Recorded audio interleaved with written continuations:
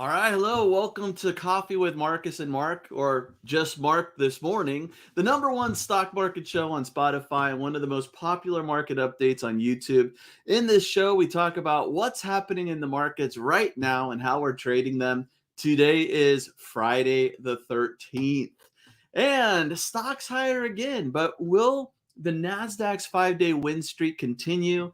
Earnings season kicks off this morning with big banks like Wells Fargo, Bank of America, Citigroup, JP Morgan, and also Delta reporting before the bell. We also have Tesla cutting prices and getting a downgrade. We'll also look at what you need to know for next week. Plus, we'll take a look at Goldman Sachs, Netflix, and United, three companies that are reporting earnings next week. And we'll take a look at these companies with our earnings analysis tool just to see what we might expect based on what's happened in the past. So as you can see, there's a lot to talk about. So let's go ahead and get started. If this is your first time here, my name is Mark Hodge. I'm head coach at Rockwell Trading, and I am flying solo today. Most days I'm joined by Rockwell Trading's founder, Markus Heitkoetter. He'll be back with me next week. But even though I'm alone today, I promise you're in good hands. You could say that we have a ton of experience here at Rockwell Trading. We know our stuff. We're not afraid to tell it like it is. So if you're looking for some honest insights into the world of trading, you've come to the right place. Now, before we dive in and show you a few of the trades that we're in and take a look at the software, we'll talk about what's going on in these crazy markets. And let me go ahead and bring up my charts here. We'll first pull up the S&P 500. We see here, actually, this is NVIDIA. Let's go back to the S&P. And let me go to a daily chart. Here we go. The S&P 500 finishing higher yesterday. We were up 0.3% yesterday. We could take a look at the Dow. The Dow finishing strong as well, up 0.6%. And we also have the NASDAQ up 0.6%. So we see here after trading in this tight range from December 22nd up until the Friday of last week, we started to break to the upside this week. And this is 1, 2, 3, 4, 5 consecutive winning days in a row. Now, early on this morning, we did see that markets were opening lower. I could go ahead and go to a 5-minute chart of the E-mini S&P 500. And this is what overnight trading looked like. We had a little bit of a drift, sideways movement, then a drift higher during the European session, but then early morning, things were down. The reaction to earnings this morning, all of the announcements before the bell, not so positive to begin the day, and that led to a lower open. But since markets have been open, you see this nice rebound and recovery getting back up to the levels that we were pre-market before we started to get those pre-market earnings releases. So right now, markets are mixed. The S&P down 0.2%, the Dow up 0.1%, and the NASDAQ down 0.1%. So the NASDAQ, still possible for it to extend its 5-day win streak to 6. We'll have to see. It did look like traders were a little bit hesitant and maybe taking some profits after this nice rally going into the weekend here. So interesting movement and follow through after the rough start this morning. Now we can see here, let me go back to the S&P 500. Here I have added the 200-day moving average. The 200-day moving average often used by traders and just some funds as a long-term trend indicator. And, we could go back here. You see that the longer-term trend in 2020 after the pandemic sell-off was up, and prices were above the 200-day moving average. And then towards the beginning of 2022, my apologies, things got a little choppy. We broke through that, started to trade around it, and since we've been below it. Recently popped above in November, quickly reversed, popped above again in December, quickly reversed. Yesterday, flirting with the 200-day moving average again. We also have this 4,000 level, round number resistance at this point. It looks like yesterday we got up to 39.97.76. So we want to see, at least if you're bullish or long the market, we'd like to see this level broken. This could be a nice, bullish case scenario for the S&P if we get above this 200-day moving average, if we stay above it, and if we break through this 4,000 level. 4,100, again, round numbers holding up. You kind of have this self-fulfilling prophecy with traders eyeing these levels. No guarantees, of course, but you see that down here, 3,800 acted as support. We were in a 3,800, just below the 3,900 range.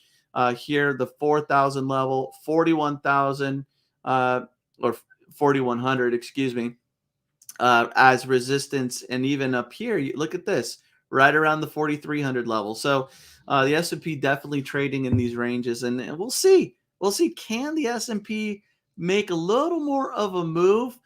Definitely within well, it's definitely a possibility with the average daily range for the S&P to make up 25 points. Could it happen? Well, we're just going to have to wait and see. Still plenty of trading today, but let's talk more about earnings and why there was a little bit of a reaction. And quite honestly, earnings weren't that bad. They actually were good overall. But let's go ahead and start with JP Morgan. So JPM, the ticker symbol, JP Morgan actually gapping down this morning, down, let's see, from yesterday's close, we were down about 2.5%, but look at this, getting back positive for the day, making new highs, up 1% for the session. This would be highs that we haven't seen in JP Morgan since March of 2022. So nice recovery after the rocky start. JP Morgan did have a revenue beat. Here we can see that the earnings per share were better than the estimate. The revenue was better than the estimate. They did say that a mild recession is now their central case. So, what's expected. And so they beat expectations, but traders selling heading into the open and then buying once markets opened, and now looking pretty strong. Now, Jamie Dimon, the chairman and CEO of JP Morgan, said that the U.S. economy currently remains strong, with consumers still spending excess cash and businesses healthy. However, we still do not know the ultimate effect of the headwinds coming from geopolitical tensions, including the war in Ukraine, the vulnerable state of energy and food supplies, persistent inflation that is eroding purchasing power and has pushed interest rates higher, and the unprecedented quantitative tightening. So some comments there, but JP Morgan expecting a mild recession at this point. Now, we also had Bank of America reporting before the bell. Let's look at BAC. So Bank of America also starting lower, actually selling off during the session, but a nice reversal here, now up 0.7%.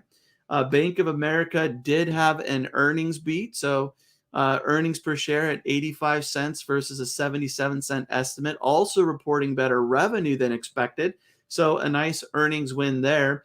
They said that higher interest rates actually helped their numbers, with net interest income up 29%.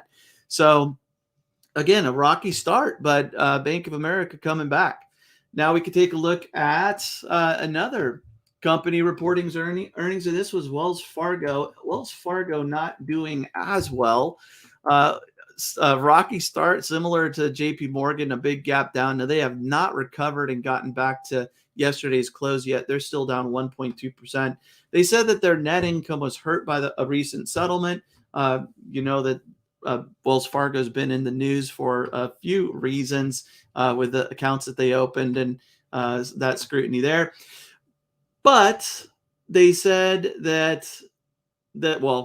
also said that they had to build up reserves because of a weakening economy, and they've set aside $957 million for credit losses.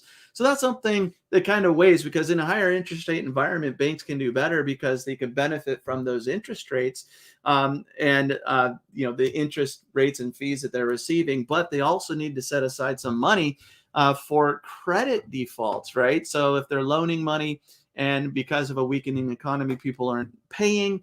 The debts that are owned, they need to set that aside, put that in reserve. So that could also have a negative impact. So seems like Wells Fargo getting hit a little bit harder. Traders not liking that news as much as the information that we received from JP Morgan and also Wells Fargo.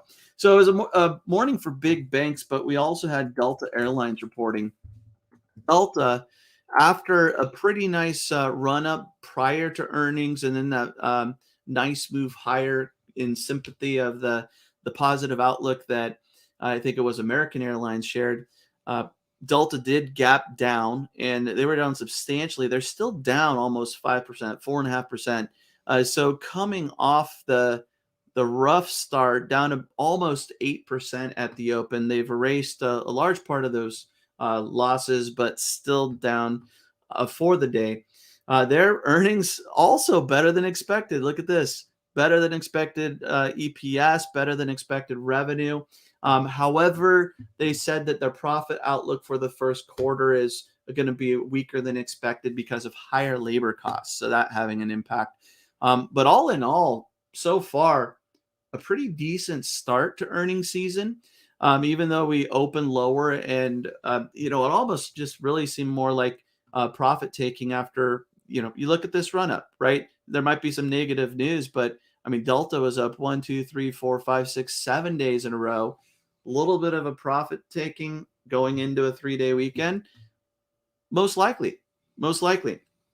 So a few other movers here. We could take a look at SPCE, Virgin Galactic. Look at this. Is this going meme crazy like Bed Bath & Beyond? Well, up 13%. And this is due to news, actually, because they announced that they are on track for a commercial launch in the second quarter of 2023. So investors getting excited about that. They were excited at one point in 2021 as well, but the stock has gone from $56 down to $5.24 right now. So it's going to take a while for them to make up that ground that they've lost, but still a nice day, nice session, up 13.5% for Virgin Galactic.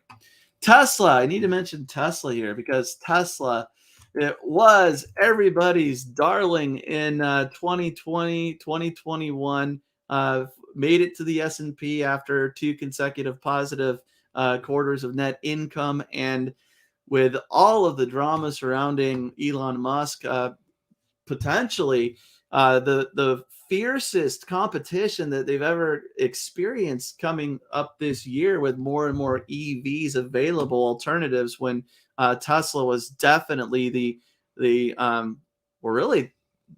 best electric vehicle, or at least from there was no competition, right? Everybody was playing catch up to Tesla, and Tesla had a quality vehicle that people love. Anyway, gosh, Tesla just getting beaten up this morning. They were down big. I think it was almost 6%. Now 3.5% lower on the day. They did announce that they are making price cuts. At least that reflected on their website, trying to get some vehicles sold with some concerns about inventory, I would imagine. But they also received a downgrade. So kind of a double, well, let's say the downgrade and then the cutting prices. Is that a good thing for the company? Maybe if they get more sales, but then also their revenues are going to be lower because they're not making as much per vehicle. Either way, traders are saying, don't like the news, down 3%, but we're also seeing a bit of a range here after this bloodbath that Tesla has seen. So it does look like traders, at least for now, want to see Tesla in that 105, 120 range. And we'll just have to see if this is that lower end and potentially a bottom, or if we get more selling. Tesla does report earnings coming up on Wednesday, the 25th. So that's going to be a fun one. Speaking of earnings, let's go ahead and we could take a look at the two trades that we talked about yesterday. CTRA, I was looking at the potential to sell calls at the 26 strike. CTRA has pulled back a little bit. I have not done that yet. Marcus, we were having a little conversation this morning, and I don't think he's been filled, but Marcus is definitely looking at rolling his 165 NVIDIA calls to next week. So right now, NVIDIA trading at 166. Now, for those of you that are new to selling calls, whether it be covered calls or trading the wheel like we like to trade, when you sell calls, you have an obligation to deliver those shares if the stock is trading above the strike price that we've sold at expiration. So if we're ready to move on from a trade, if we've owned shares for a while, it's a nice profit, and we're ready to let those shares get called away so we could free up that buying power and put on a new trade, then we'd want to let the calls expire. And in this case, if they stayed above 165 at today's expiration at the end of the day, then those shares would be called away and Marcus could start from scratch. However, he'd like to be in this one a little bit longer. And if we look at this stock here, sure, it made these lows back in October, but recently it looks like it wants to stay in this 150, 170 range on the upper on the move higher here. You have this this pivot high around 188, right? So can it drift back on up here? Possibly. On the way down, it does look like, even though we had lows back here in October, it looks like there's some support around 140. And in these ranges with the adding on that he did back in October, he's in a really good position with his break even and also his cost basis. So he's profitable at this point. And the market's up over the last couple of days and a pretty decent start to the year. This is one that he could potentially sell calls on for a couple of weeks, bring in that income until there are more opportunities that are popping up. So that's the plan right now. I know that he doesn't want to get called away, and I'm sure he will let everybody know exactly what he did with this trade next week. But safe to say he's still going to own NVIDIA on Tuesday when we have our next Coffee with Marcus and Mark. Now, I said I wanted to take a look at a few earnings that are popping up next week, and we could take a look at, let's see, Goldman Sachs. So, let's go over here. In PowerX Optimizer, we have our earnings analysis tool, and we could look at Goldman Sachs. Now, here you could go to all quarters that we have data for, but I like to go back 12 quarters, which would be 3 years, right? Just to get a feel for what's happened in the past, right? Because if I was going into a trade, I would, and earnings were on the horizon, I'd want to have an understanding of, just how do traders typically behave? Of course, anything can happen, right? There's no guarantee that what happened in the past will continue to happen in the future. But yeah, I've used the sports analogy, right? If you have a team that's undefeated, and they're playing a team that hasn't won a game all season, yes, the team that's the underdog could win. But chances are the team that's undefeated, because all of that data is in the past, chances are the team that's undefeated will probably win again, right? So for me, it does make sense to look back and see what the data says. So we have a little more ammunition so we can make an educated decision. Here, looking back 12 quarters, we see that Goldman Sachs typically reports better than expected earnings, right? So typically there's an earnings beat. 8 out of 4 times you have an earnings win, or earnings beat, that is. The overnight price move is a positive. So you typically see a positive reaction because of that earnings reaction. So 9 out of 12 times it was positive. And then on the 7th day, this is interesting because on the 7th day, the stock's typically down. 8 out of 12 times the stock is down on the 7th day. So again, anything can happen, but what does this mean to me? Well, it means that typically Goldman Sachs actually does better than analysts think or believe. And typically there's a positive reaction short term to that announcement. But then a week later, the stock has a tendency to be down. And we see that a week later, based on the averages, it has a tendency to be down almost 4%. But if there is a positive reaction on the seventh day, it's been 6% in the past, at least looking back the last 12 quarters. Here we could look at two more. Let's look at Netflix. Netflix also reporting. So Netflix, looking back at the last 3 years, we see that Netflix also tends to beat, but it's not like Goldman Sachs where it's pretty consistent, right? It's still a little bit of a toss up where Netflix has beat on their earnings per share 7 out of the last 12 quarters, and the reaction has been negative most of the time. 9 out of 12 times there's been a negative reaction, with the average being down 8%. On the seventh day, it gets a little bit better. So on the seventh day, on average, Netflix is down almost 12% versus 5 out of 12 times being higher, about 10%. So what does this tell me? It says that really the earnings per share is hit or miss, right? 5 out of 12 times being negative. It's just kind of a wash. So it's a coin toss. No real clear pattern. And then typically traders are selling, saying, I don't like the news, or I'm looking to go short. But then as we go further in time, we go out 7 days, it tends to be, again, a coin toss. So no real clear pattern here. This to me would be more of a wild card if I was holding Netflix into earnings. Let's look at one more, United Airlines. So United, this one historically over the last 12 quarters, 6 beats, 6 misses. So coin toss there. Overnight move, 7 out of 12 times negative, with an average loss of 2.8%. The 5 times that were positive, average gain of 3.6%. And then on the seventh day, 8 out of 12 times lower a week later. So again, when I'm looking at this, really a coin toss on whether they beat or not. The overnight reaction, a little bit more on the downside, but also just kind of mixed. But it seems like after earnings, the 7 days after earnings, we have a tendency to see a drop. And so we'll have to see if the same holds true for next week with these 3 companies.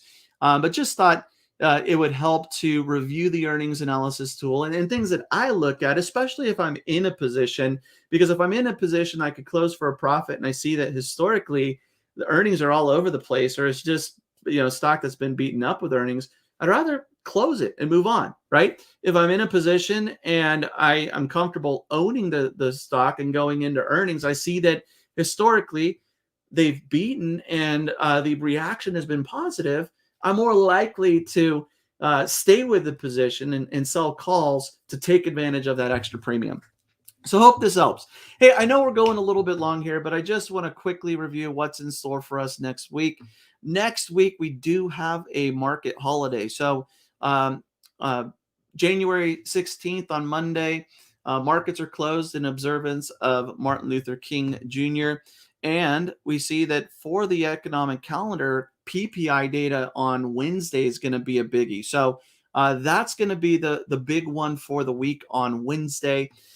Earnings also still in the spotlight. So next week we have United Airlines after the market on Tuesday. We have Goldman Sachs before the market on Tuesday. We have Morgan Stanley before the market on Tuesday. On Wednesday, we have Discover after the market, Schwab before the market, Alcoa after the market. On Thursday, we have Procter & Gamble before the market, and Netflix after the market. And then on Friday, there's Schlumberger before the market. Just a few notables there.